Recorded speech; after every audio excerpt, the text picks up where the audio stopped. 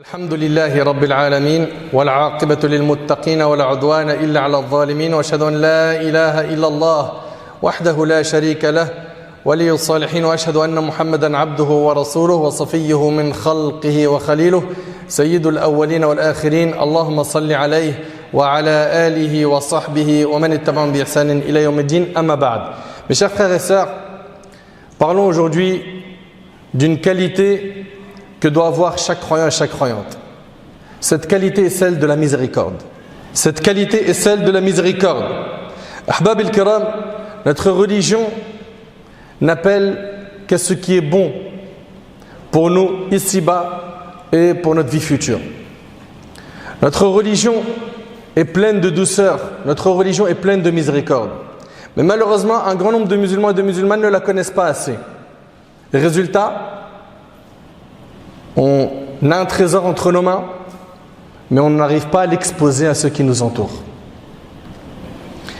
Et parmi les choses qui sont très belles à voir dans notre religion, c'est cette qualité qui nous est demandée d'avoir, qui est d'avoir de la miséricorde, de la rahma, de la bienveillance, de la bonté.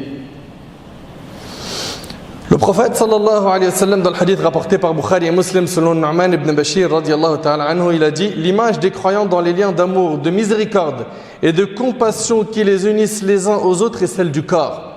C'est-à-dire que les croyants, leur image est celle d'un seul corps. Dès que l'un de ses membres se plaint de quelque mal, tout le reste du corps accourt à son secours par la veille et la fièvre. C'est-à-dire que à partir du moment où un croyant sur terre se sent mal, il souffre d'une douleur quelconque, tu te sens mal. Parce que nous formons tous un seul corps. Et donc on se doit d'avoir de la miséricorde les uns envers les autres. Chacun d'entre nous doit faire le nécessaire pour remplir son cœur de rahma, de miséricorde. Le prophète sallallahu alayhi wa sallam a dit: Allah le Très-Haut détient sans miséricorde, dont il n'a fait descendre qu'une seule répartie entre les djinns et les humains, ainsi que les animaux et les insectes. Écoutez bien s'il vous plaît. Allah tabarak wa ta'ala, il a sans miséricorde. Il a fait descendre sur 100 miséricordes une seule miséricorde qui a été répartie entre les djinns, les humains, les animaux et les insectes. C'est grâce à elle qu'ils s'aiment entre eux, à cette rahma, qu'ils éprouvent de la miséricorde les uns envers les autres. Et c'est par cette miséricorde que la bête sauvage a de la commisération pour son petit. Allah exalté a réservé pour la fin, c'est-à-dire pour le jour du jugement, 99 miséricordes grâce auxquelles il traite avec clémence ses créatures le jour de la résurrection, rapporté par Bukhari et Muslim. Allahu Akbar. Allahu Akbar. Allah tabaraka wa ta'ala, comme on le sait, il est Rahman, Rahim. Il est le miséricordieux, le tout miséricordieux, n'est-ce pas? Allah tabaraka wa ta'ala, il a créé 100 miséricordes, il en a gardé 99 pour nous le jour du jugement. Vous imaginez un petit peu? Subhanallah. Il nous a ouvert les portes qui mènent à lui. Il nous a facilité l'accès à la religion par l'envoi des prophètes, par ces livres saints que nous avons entre nos mains. Nous n'avons pas été abandonnés comme ça. Alhamdulillah, on a le mode d'emploi du musulman. Lis le Coran, ouvre-le, médite-le, pratique-le. Mais malheureusement, qu'est-ce qu'ils sont nombreux aujourd'hui à ne plus vouloir du mode de vie du Coran. Ils ne le diront pas, mais ils le manifesteront avec leurs actions. Repentez-vous. Allah tabaraka wa ta'ala est miséricordieux. Revenez vers lui. Revenez vers lui repentant. Faites un bilan un petit peu de votre vie. D'après Iyad ibn Himar radiyallahu ta'ala anhu, le prophète a dit: les gens du paradis sont au nombre de 3. Et parmi les 3 qu'il a cités, il a dit: un homme miséricordieux ayant le cœur tendre envers chaque proche et musulman. Allahu Akbar. Est-ce qu'on a un cœur tendre ou est-ce qu'on a un cœur de pierre dure? Est-ce qu'on est de ceux qui ne pardonnent jamais?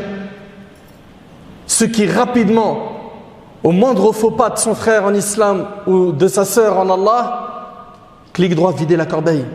C'est ça le comportement d'islam? C'est ça la miséricorde qui nous est demandée?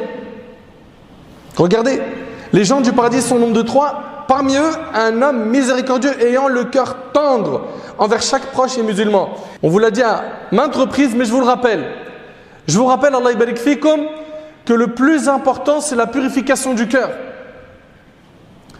Travailler sur les maladies du cœur, ça doit être ton souci numéro 1. Ahbab al-Kiram, la miséricorde la plus complète, celle qui englobe toutes choses, est celle d'Allah tabaraka wa ta'ala. Allah tabaraka wa ta'ala, il dit wa rahmati wasi'at kull shay, et ma miséricorde embrasse toutes choses. Allah tabaraka wa ta'ala est le miséricordieux. Parmi ce qui montre sa miséricorde, c'est qu'il s'est chargé de notre subsistance. Subhanahu wa ta'ala.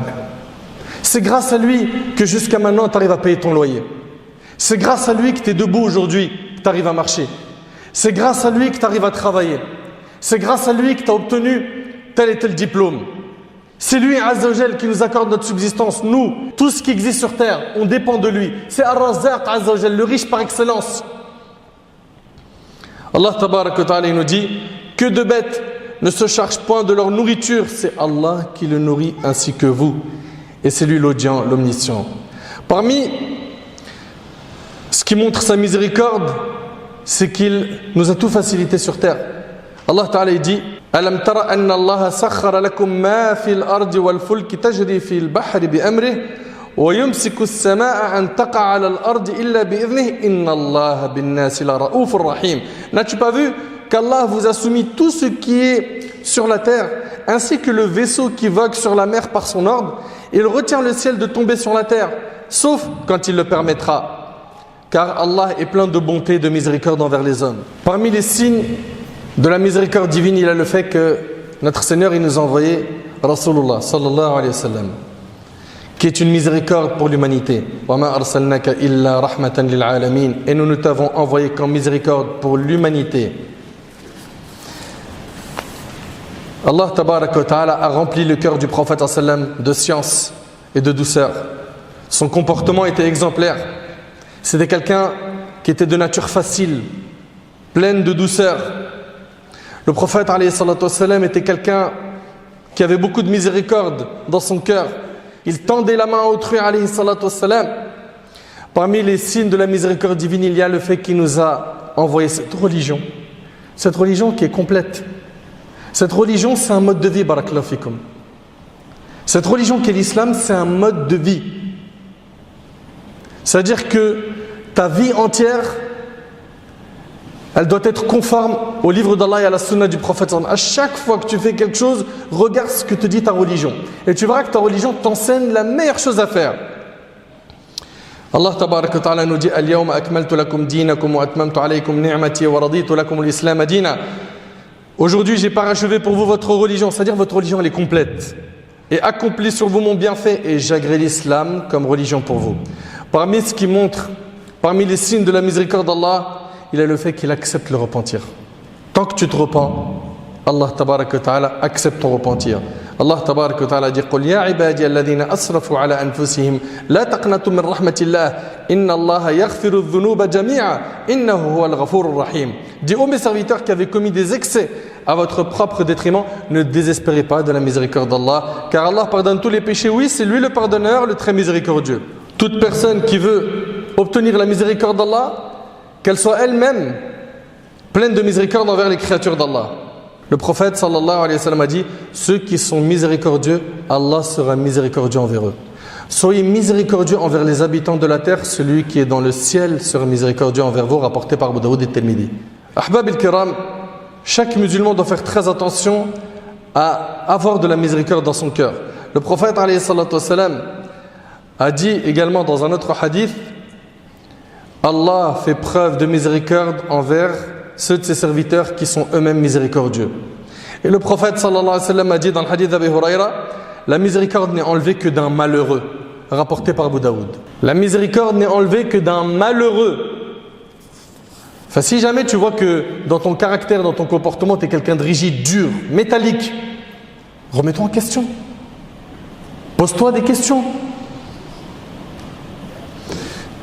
Le prophète sallallahu alayhi wa sallam a dit dans le hadith de Jarir ibn Abdullah, il est rapporté par Ahmed, celui qui ne fait pas miséricorde aux gens, Allah ne lui fera pas miséricorde. Allahu Akbar. Et celui qui ne pardonne pas, il ne lui sera pas pardonné. Est-ce qu'on est bien d'accord que ce sont des exercices qui demandent un effort, qui sont durs pour l'âme? Pardonner à quelqu'un qui t'a fait du tort, faire miséricorde aux gens, c'est vrai que c'est un travail intérieur. Et des fois, quand je dis des choses comme ça, certains de nos frères et sœurs, ils me disent, mais mon frère, c'est dur quand même de faire ça. Mais mes frères et sœurs, le paradis, vous croyez que vous allez l'avoir gratuitement? Sans faire d'efforts? Vous êtes sérieux? Pour l'euro, pour vos diplômes, vous avez fourni des efforts ou vous êtes resté à la maison, au chaud, à boire du thé? Vous avez bougé. Et là, concernant le paradis, vous pensez qu'en restant assis chez vous, sans rien faire, en étant inactif, c'est bon? Il faut faire les causes, il faut bouger. Allah tabaraka wa ta'ala nous dit, écoutez bien, قَدْ أَفْلَحَ مَنْ زَكَّاهَا وَقَدْ خَابَ مَنْ دَسَّاهَا. Ici, Allah subhanahu wa ta'ala nous dit, a réussi certes celui qui l'a purifié. Qui a purifié quoi? Son âme. Tu veux faire miséricorde envers quelqu'un, commence déjà par avoir de la miséricorde envers ton âme. Et de la rahma envers ton âme, que tu as fatigué dans les péchés, dans la désobéissance à Allah subhanahu wa ta'ala. Toi qui as entendu des rappels je ne sais combien de fois, et qui sait que telle chose est obligatoire, telle chose est interdite, mais qui épuise ton âme dans le haram, et un peu de rahma avec ton âme, et de la miséricorde envers ton âme, a réussi certes celui qui la purifie, et a perdu certes celui qui la corrompt. Et le prophète sallallahu alayhi wa sallam a dit, dans le hadith rapporté par Muslim selon Abu Malik al-Ash'ari, tout homme fait chaque matin le commerce de son âme. Il l'affranchit ou la conduit à sa perte. Également, quand on parle de miséricorde, il est impératif de rappeler la miséricorde envers les parents. Qu'est-ce qu'ils ont sacrifié pour nous? Les parents, c'est un sujet fondamental. Et quand je pense qu'il y a certaines de notre communauté, sans généraliser, qui font craquer leurs parents, quand je reçois un coup de fil où je vois quelqu'un qui me dit « Mon fils ne me parle plus, ma fille veut partir de chez moi », ou une de nos sœurs que j'ai reçue cette semaine qui me dit « Sa mère ne lui parle pas depuis 3 ans ». Wallahi al-azim que c'est difficile à entendre. T'imagines, tu dors et tu as la colère de tes parents sur ton dos. Mais ce qu'on a oublié que le prophète sallallahu alayhi wa sallam a dit, écoutez bien, la satisfaction d'Allah est dans la satisfaction des parents. Et la colère d'Allah est dans la colère des parents. Est-ce qu'on s'en rend compte de la gravité de ce péché? D'être mauvais envers les parents? Pensez à tout ce qu'ils ont sacrifié pour nous. Pensez à toutes ces heures où ils n'ont pas dormi pour que l'on puisse dormir. Pensez à toutes ces fatigues, ces tristesses, ces épreuves qu'ils ont connues pour que tu tiennes debout. Que tu sois en bonne santé. Que tu grandisses de la meilleure des façons. Allah tabarak wa ta'ala nous dit فَلَا تَقُلْ لَهُمَا أُفْ وَلَا تَنْهَرْهُمَا وَقُلْ لَهُمَا قَوْلًا كَرِيمًا. Si l'un d'eux ou tous deux doivent atteindre la vieillesse auprès de toi, alors ne leur dis point fi et ne les brusque pas, mais adresse-leur des paroles respectueuses. Et par miséricorde, abaisse pour eux l'aile de l'humilité et dis Rabbi irhamhuma kama rabbayani saghira. Oh mon Seigneur, fais-leur à tous deux miséricorde comme ils m'ont élevé tout petit. Également, avoir de la miséricorde envers nos enfants. Avoir de la miséricorde envers eux, c'est de faire preuve de douceur, de sagesse, de les accompagner, de les aider spirituellement, de leur montrer le chemin de la guidée, de les éduquer selon Al-Qur'an wa Sunnah. Le prophète sallallahu alayhi wa sallam qui prie, subhanallah, et il porte dans ses mains pendant salat sa petite fille, Umama bint Zaynab. Il est en prière, il la porte, subhanallah. Quand il se prosterne, il la pose doucement et quand il se relève, il la reprend dans ses bras. Ça, c'est de la rahma, de la miséricorde. Également, le prophète, alayhi salatu wa sallam, il est prosterné. Et il voit Al-Hassan et Al-Hussein, les enfants de qui? De Ali et de Fatima, radiyallahu anhuma, qui montent sur son dos pendant qu'il est prosterné. Et il prolonge la prosternation, il attend jusqu'à ce qu'il quitte son dos pour pouvoir se relever. De la rahma, de la miséricorde. On en est où, nous? Avec nos enfants, la dureté, la méchanceté, les mauvaises paroles. Également, la miséricorde envers les épouses. Subhanallah, le prophète sallallahu alayhi wa sallam, il dit le meilleur d'entre vous est celui qui est le meilleur avec sa famille. Je suis le meilleur d'entre vous avec sa famille. Et c'est rapporté par l'imam al-Tirmidhi. Également, le fait d'avoir de la rahma, de la miséricorde envers nos proches, les membres de notre famille. Il est possible qu'il y en ait certains qui ont rompu les liens avec toi. Mais est-ce que l'islam te demande d'en faire autant? Le prophète alayhi salatu wa sallam a dit Laysa al-wasil bil mukafi. Celui qui maintient les liens de parenté n'est pas celui qui rend le bien par le bien, mais c'est celui qui, lorsque sa famille rompt les liens avec lui, lui continue à les maintenir. C'est un exercice difficile, je sais. Mais je vous le répète, le paradis, vous ne l'aurez pas facilement. Il va falloir vous retrousser les manches et bosser sérieusement. Oui, mais mon père, il m'a dit de ne pas parler à mon oncle. T'en mêles pas de tout ça. Lui, il a pris parti.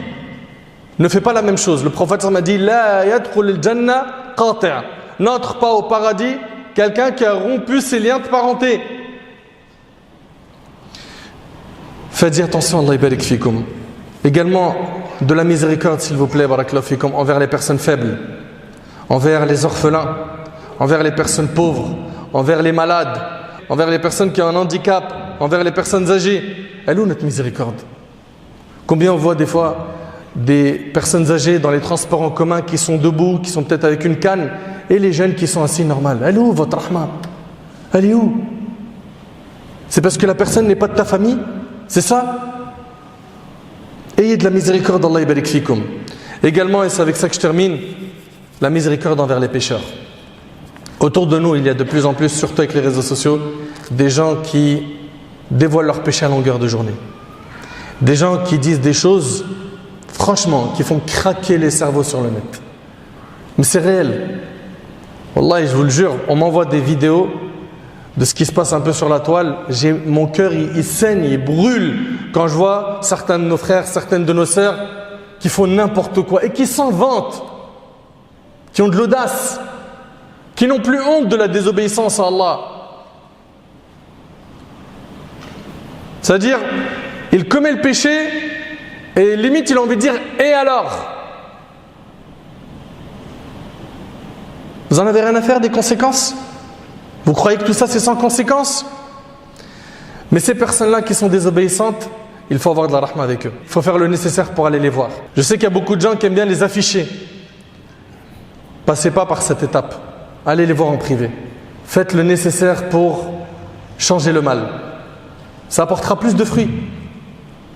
Et quand la personne elle revient vers Allah, s'il vous plaît, barakallahu fikum, ne revenez pas sur ce qu'elle a fait dans le passé. Non, on dirait que les clés du repentir, ils sont entre les mains des humains. Ça y est, la personne, elle a supprimé la vidéo où elle avait fait quelque chose qui n'était pas correct. Elle a dit qu'elle s'en repentait. Elle a des manquements, ça se voit par certaines de ses publications. Mais est-ce une raison pour revenir sur son passé et enfoncer le couteau dans la plaie? C'est ça la rahma, c'est ça la miséricorde. Est-ce que c'est ça le comportement de notre bien-aimé alayhi salatu wassalam, notre modèle? Je termine avec cette histoire. Omar ibn Khattab radiallahu anhu rapporte qu'un homme à l'époque du prophète sallallahu alayhi wa sallam se nommait Abdullah. Son surnom était Himar. Je vous l'ai raconté plusieurs fois cette histoire, mais il est important de la réécouter. Ce dernier faisait rire le prophète sallallahu alayhi wa sallam. Le prophète sallallahu alayhi wa sallam lui avait déjà fait appliquer la sanction du buveur de vin. Un jour, il a été ramené de nouveau afin d'être puni pour avoir bu du vin. Quelqu'un qui était présent a dit qu'Allah le maudisse. Combien de fois l'a-t-on fait venir pour la même offense? Le prophète sallallahu alayhi wa sallam a dit, ne le maudis pas, car je jure par Allah qu'il aime Allah et son messager, rapporté par le Bukhari. Dans une autre version, n'aidez pas le diable contre lui, rapporté par le Bukhari. Vous avez vu quelqu'un dans le péché? Cette personne qui est dans le péché aujourd'hui, demain, peut être un leader dans notre communauté. Peut être quelqu'un qui va apporter énormément de bien à la communauté musulmane. Faites de la miséricorde. Il faut qu'on ait de la rahma envers ceux qui sont autour de nous, envers les musulmans, envers les non-musulmans, envers nos voisins, nos collègues de travail. Montrons aux gens la beauté de notre religion par notre comportement. Et c'est ce qu'on appelle la da'wa silencieuse. C'est ce qu'on appelle la da'wa silencieuse. Ça, c'est appeler Allah subhanahu wa ta'ala sans parler. Offrir un petit café à ton collègue de travail, ou une fois tu lui payes le repas, un sourire, tu lui remontes le moral, qu'il soit musulman ou non. Ça fait de l'effet dans les cœurs. Adoptons donc ce comportement qui est une qualité, je vous le répète, qui est aimée par Allah subhanahu wa ta'ala. J'implore Allah subhanahu wa ta'ala de remplir nos cœurs de miséricorde. J'implore Allah subhanahu wa ta'ala de nous faciliter d'acquérir cette qualité. J'implore Allah tabarak wa ta'ala de nous pardonner nos manquements. J'implore Allah azza wa jal de nous guider vers le droit chemin. J'implore Allah tabarak wa ta'ala de nous accorder une science utile, la clairvoyance. As'Allah subhanahu wa ta'ala an yanfa'ani bima qultu wa yanfa'akum bima sami'tum.